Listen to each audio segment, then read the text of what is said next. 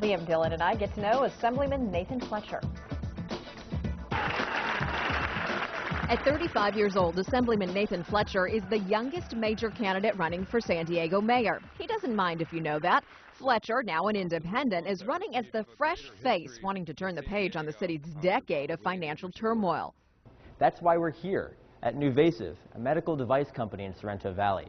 Fletcher came here last June when he announced his candidacy. He said this company represents the kind of mayor he's going to be, new and innovative. Now, that doesn't mean Fletcher doesn't point to his background very often. In fact, he sells himself as much as his ideas.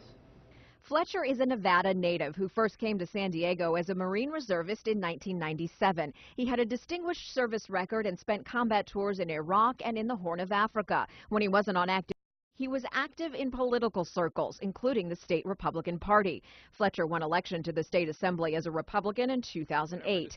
He just changed his party affiliation to independent less than 3 weeks after the local Republican Party snubbed him on its mayoral endorsement, saying there was too much partisanship in politics. His most notable achievement is authoring Chelsea's Law, which requires strict penalties for those convicted of sex crimes. It was named in honor of the Poway teenager murdered by a registered sex offender in 2010. Fletcher attracted criticism when he spearheaded a bill that would have funneled billions of dollars to downtown San Diego in the middle of the night, circumventing a public process already underway. Fletcher, like all the other candidates, has issues he wants to focus on and things he'd rather not discuss. What does he want to talk about? Bipartisan problem solving. Fletcher frequently talks about his willingness to cross the aisle to reach consensus. More than pensions and potholes, he's put forth the broadest policy agenda of any candidate, saying he wants to address everything from education and clean water to bike paths. And himself, Fletcher sees the mayor's job as an inspirer-in-chief and believes he has the charisma to will his way through tough spots. What doesn't he want to talk about? Inexperience. He's served just a little more than 3 years as a state legislator. Duke Cunningham. Fletcher worked for the disgraced former congressman for a spell. Prosecutors never charged staffers in the corruption case, and Fletcher was in Iraq for most of the time he was on the payroll. And the influence of supporters. He counts the police union, recent city leaders, and downtown insiders in his coalition, but says they won't sway his decisions.